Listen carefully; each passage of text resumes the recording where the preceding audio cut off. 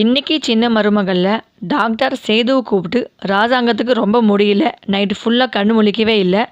அதனால் அவங்களுக்கு ஒரு சின்ன சர்ஜரி பண்ண வேண்டியது இருக்குது அப்படின்னு சொல்லவும் சேது கதறி அழுகுறாங்க. என்ன டாக்டர் சொல்கிறீங்க? நீங்கள் தான் நைட்டு ஃபுல்லாக இருந்துட்டு காலையில் கண்ணு முழிச்சிடுவான்னு சொன்னீங்களே அப்படின்னு சொல்லவும், ஆமாம் சார், நாங்கள் அப்புறம் தான் சொன்னோம். ஆனால் அவர் கண் முழிக்காதனால இன்னொரு சர்ஜரி கண்டிப்பாக பண்ண வேண்டியது இருக்குது அப்படின்னு சொல்லவும் சேது, சரி சார், நீங்கள் ஆப்ரேஷனை முடிங்க சார் அப்படின்னு சொல்கிறாங்க. அடுத்து சன்னாசிட்டு, சித்தப்பா எனக்கு மனசு சரியில்லை சித்தப்பா, நான் கோயிலுக்கு போயிட்டு வரேன் சித்தப்பா அப்படின்னு சொல்கிறாங்க. அடுத்து தன்னாசி, ஏன் சேது உன்னை தனியாக போகாதையா, கூட கருப்பையும் கூட்டிகிட்டு போயா அப்படின்னு சொல்லவும், சரி சித்தப்பா நான் போயிட்டு வரேன் அப்படின்னு சொல்லிட்டு கோயிலுக்கு போகிறாங்க. கோயிலுக்கு போயிட்டு சாமி நல்லா கும்பிட்டு சாமிக்கிட்ட, ஆத்தா எனக்கு எல்லாமே எங்கள் அப்பா தான், அவர் எப்படியும் சரி பண்ணி கொடுத்துரு, நான் உனக்காக முதுகால தேர் இழுக்கிறேன் அப்படின்னு வேண்டிக்கிட்டு வராங்க. அடுத்து கருப்பு தேர் இழுக்கிறதுக்கான எல்லா ஏற்பாடும் பண்ணிவிட்டு சேதுவோட முதுகலை குத்திட்டு தேரை வந்து முதுகால் இழுக்கிறாங்க. ரொம்ப கஷ்டப்பட்டு முடியாமல் தேரை வந்து கோயில் ஃபுல்லாக இழுத்துட்டே வரவும் தமிழும் அவங்க அம்மா கிட்ட, அம்மா எனக்கு மனசு சரியில்லைம்மா, மாமாவுக்கு உடனே சரியாயிடும்மா, நம்மளும் கோயிலுக்கு போகலாமா அப்படின்னு சொல்லிட்டு அவங்களும் கோயிலுக்கு வராங்க.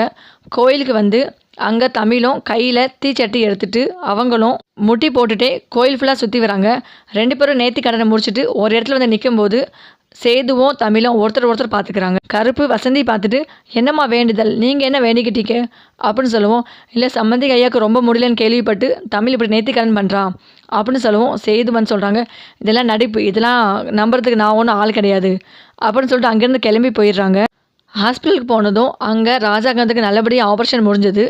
டாக்டர் சேது பார்த்துட்டு, சார் அமைச்சர் வந்து அபாய கட்டத்தை தாண்டிட்டார், அவர் உயிருக்கு இனி எந்த பிரச்சனையும் கிடையாது, அவர் நல்லபடியாக இருக்கார் அப்படின்னு சொல்லுவோம். நான் போய் இப்போ அப்பா பார்க்கலாமா அப்படின்னு சேது கேட்கவும், இல்லை சார், ஒரு கொஞ்ச நேரம் கழித்து நீங்கள் போய் பாருங்கள் அப்படின்னு சொல்லிட்டு டாக்டர் கிளம்புறாங்க.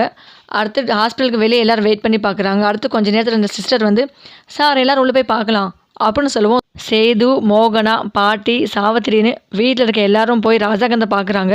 ராஜாங்கம் லைட்டாக கண் முழிச்சிட்டு சேது பார்த்துட்டு, அப்பா எப்படிப்பா இருக்கீங்க, நாங்களாம் ரொம்ப பயந்துட்டோம்ப்பா, உங்கள் உடம்புக்கு இனி எந்த பிரச்சனையும் இல்லைப்பா அப்படின்னு சொல்லுவோம். தெரியுயா, நான் நல்லா தான் இருக்கேன், நீங்கள் கவலைப்படாதீங்கய்யா அப்படின்னு ராஜாங்கம் சொல்கிறாங்க. அடுத்து ராஜாங்கம் எல்லாரையும் பார்த்துட்டு யாரையும் தேடுற மாதிரி இருக்குது.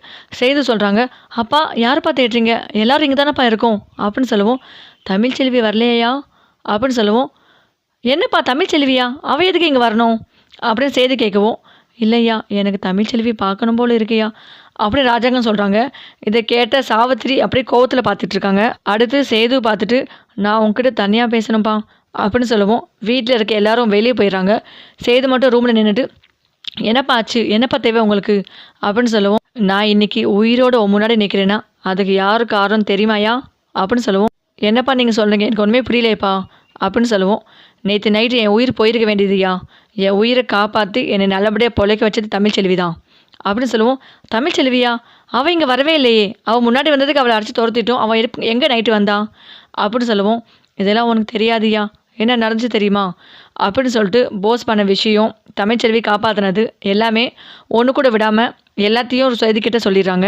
அந்த போஸ் பையன் என்னை கொல்ல வரும்போது நான் வந்து மயக்கத்தில் இருந்த மாதிரி இருந்தேன், ஆனால் வந்து நடந்த விஷயம் எல்லாமே தெரியும், ஆனால் என் உடம்பு தான் அசையாமல் இருந்துச்சு, அவங்க பேசினது எல்லாமே என் காதில் விழுந்துட்டே இருந்துச்சியா, தமிழ் மட்டும் இல்லாமல் இருந்தால் என்னை இன்னைக்கு நீ உயிரோடே பார்த்துருக்க முடியாதையா அப்படின்னு சொல்லுவோம். சேதுக்கு என்ன பதில் சொல்கிறதுன்னு தெரியாமல் நிற்கிறாங்க. அப்பா அந்த போஸை நான் சும்மா விட மாட்டேன்ப்பா, அவனுக்கு சாவு என் கையில் தான்ப்பா அப்படின்னு சொல்லுவோம். ஏயா நீ கொஞ்சம் சும்மா இரியா, கொஞ்சம் அமைதியாக இரியா, நான் வெளியே வந்த பின்னாடி அவனை நான் பார்த்துக்கிறேன், நீ அதை பற்றி டென்ஷன் ஆகாத அப்படின்னு சொல்லிட்டு, எனக்கு தமிழை உடனே பார்க்கணும் போல இருக்கியா, இப்போ உடனே போய் கூட்டிகிட்டு வாயா அப்படின்னு சொல்லுவோம். அப்பா கோயிலில் உங்களுக்காக வேண்டிக்கிட்டு தோளில் தேர் இழுத்தேன்ப்பா அப்படின்னு சொல்லுவோம். ஏன்பா அவ்வளோ பெரிய வேண்டுதலாம் வச்சுக்கிட்டேன், அப்போலாம் பண்ணக்கூடாதுப்பா அப்படின்னு சொல்லுவோம். இல்லைப்பா, உங்கள் உயிரை காப்பாற்றிக்கிறதுக்கு எனக்கு அதை விட வேறு வழி தெரியலப்பா, அது மட்டும் இல்லை, நான் அதை செஞ்சு முடிக்கிறதுக்குள்ளே அங்கே தமிழ் வந்து கையில் தீச்சட்டி எடுத்துகிட்டு அவளும் கோயில் ஃபுல்லாக முட்டி போட்டு சுற்றினாப்பா அப்படின்னு ஐயோ பாவம், அவள் நைட்டு ஃபுல்லாக விடி தூங்கலை, இதில் பகலில் கோயில் வேறு போயிட்டு வந்திருக்கா, பாத்தியாப்பா நம்ம குடும்பத்து மேலே எவ்வளோ அக்கறையாக இருக்கான்னு, அப்படி ஒரு பொண்ணை வீட்டை விட்டு வெளியே போய் வச்சுட்டேமேப்பா அப்படின்னு ரொம்ப வருத்தப்பட்டு ராஜாங்கம் சொல்கிறாங்க சேதுக்கிட்ட. ஓகே வீவர்ஸ், அடுத்தடுத்து சின்ன மருமகளை இதுதான் நடக்க போகுது.